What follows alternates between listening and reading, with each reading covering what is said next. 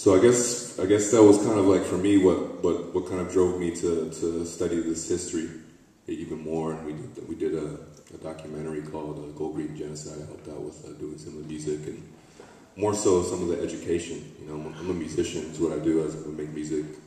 Play with a band called Audio Pharmacy, and I also run a youth program called Snag Magazine. It's a Native youth program here in the Mission District. We teach youth media art stuff. So for me, I guess I started getting more into educating people about this history and what it means to survive through genocide. And a lot of people don't know, but California has only been occupied for 200 years, right? 160, 170 years, right? Going back to 1840, you know. But going back before that, and Karina will probably talk about this a little bit, you know, the mission system goes back to 1763, the first missionaries here. And they came in from the south. And the northern missionaries came in from Alaska. They were Russian. Built their forts all along the coast, coming down the coast. How many of y'all been to Fort Bragg or Fort Ross? So the Russian forts, Those are the original Russian forts. They were here prior to the mission system. They were before the mission system, and they came down and built their forts, and they built the Fort Ross, where they went into Kashaya and also into Habida, and stole 3,000 women, over 3,000 women, and took them back to Russia with them as wives. If you go to Russia, to the museums, you'll see pommel baskets.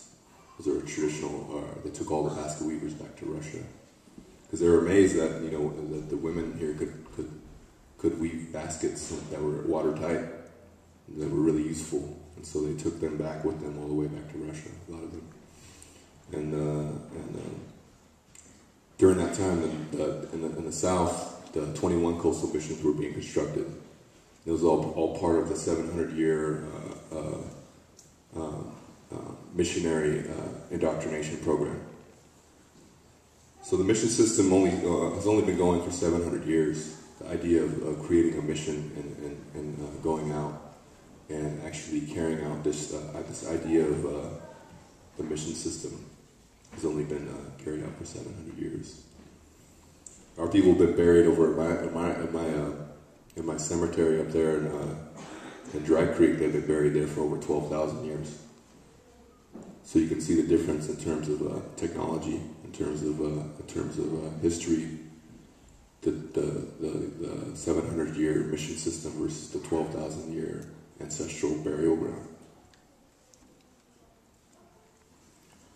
But I guess after the mission system, from 1763 to about 1821, I think the last one closed down.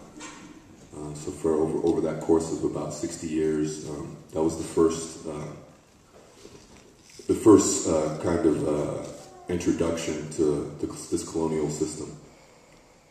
And by the early 1800s, by about 1840, there was only 13,000 settlers in California. There was upwards of 2 million Native people here in California.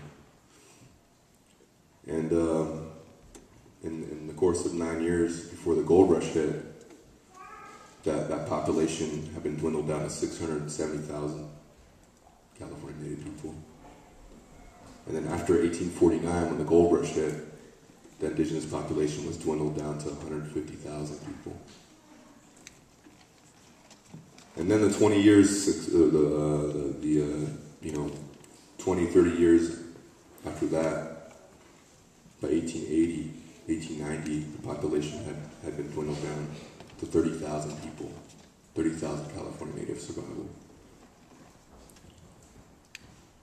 And this happened for various reasons, and one of the biggest ways that this happened was through disease, starvation. A mass amount of people coming in and eating up the food supply.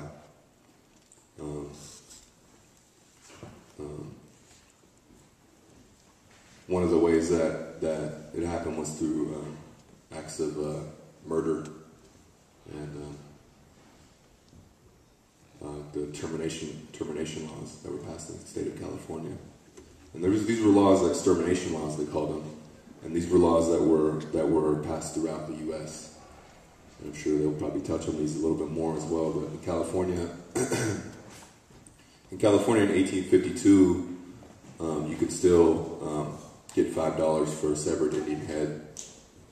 You could still get 25 cents for an ear of an Indian in California. And this happened all through the 1850s, from 1849 up until 1910. This was carried out, these extermination laws were carried out. And millions of dollars of California state taxes were paid out to individuals to execute tribal people in California. That's just in California. In 1 year alone, and I think it was 1855, there was over $1 million spent for the extermination of our people here. That's a lot of severed Indian heads. $5 a head. Do the math. 25 cents an ear. You can do the math on your own. And back then, $1 million was, like 300 million now. So you can think about that. Do the math on that. But somehow we survived. Somehow our ancestors survived. Some of them left the villages. Some of them went to the mountains. Some of them left and went to the rancheros. Spoke Spanish, didn't speak their language, so they thought they were Mexican. And that's just the survival. Some of them, like our brothers up there in Lake County, brothers and sisters in Lake County, in Elam, in Kalanapo, and Banapati. Some of them, they had to, leave and go into the mountains instead of living off of the lake like they've always have. And there's a story about Bloody Island, which was a massacre that took place where 350 people were slaughtered. They call it a battle. They put up plaques and stuff around there, but it wasn't a battle. It was kind of a massacre. While all the men were away, fishing and hunting and gathering, the women and children were in the village, and the army,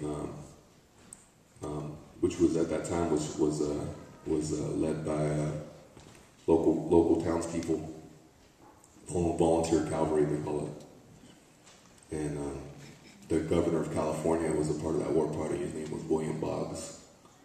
He was one of the people that was in the war party, and they killed 350 people. And there was only 9 survivors of that event. I believe there's 9 survivors of that event, and the reason that they survived, they were all children. And the parents told them to jump in the water. And they had these tule straws, the tules that grow next to the lake. They grabbed the tule straws and they jumped underwater, and they were breathing under the water.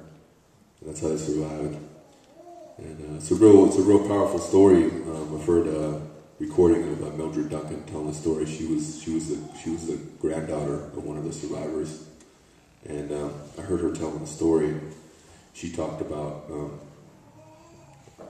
one of the women who was just a baby when that happened, and